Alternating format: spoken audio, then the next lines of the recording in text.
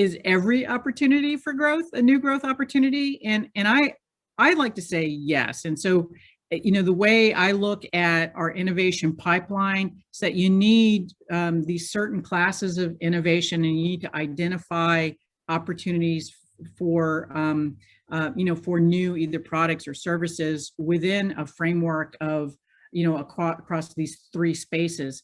The first one, I think is seen as the easiest, and that is making improvements to existing products, tweaks or extensions in order to fulfill solutions for existing businesses and markets.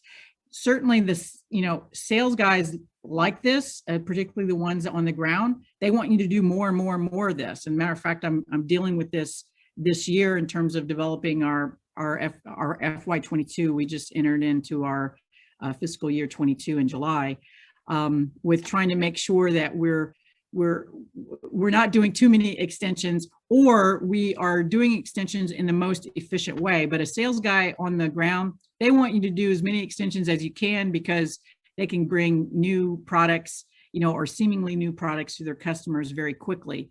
But then if you talk to the sales leadership or the marketing leadership or the business leadership, that's not really good enough, because that's really not going to propel growth. But I do think it is an important piece of identifying those opportunities, important piece of the growth story, because you always have to fight the fade.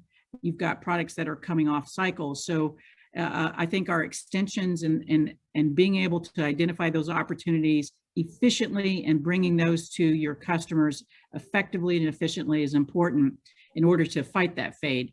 The next area, I think, provides more opportunity for growth, because you're looking at your existing products, and then you're looking at your existing market, and then you're saying, well, how could we extend that market? What are some adjacent markets that our products could apply to, or just minor improvements could apply to?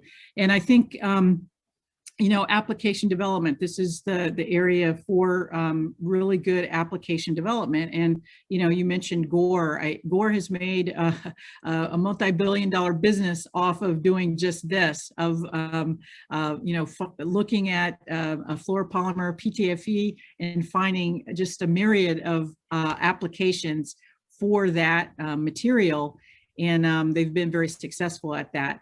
I can say from my experience, just in the last year, even during the pandemic, for some of our road milling products and services, we were able to take a look at adjacent spaces and businesses from that business that we really hadn't been playing in or developing solutions for. And we were very successful. We put some effort on understanding some of these adjacent spaces, and we were very successful at growing in them. And we actually grew some of our business during the pandemic because we had a lot of activity of really identifying adjacent spaces where we could move our technology solutions into those spaces. And it really took really good business leadership, marketing, and sales that really knew the customer. And then it also took technology folks who really knew the customer and really knew our products and how that could extend into some of these markets.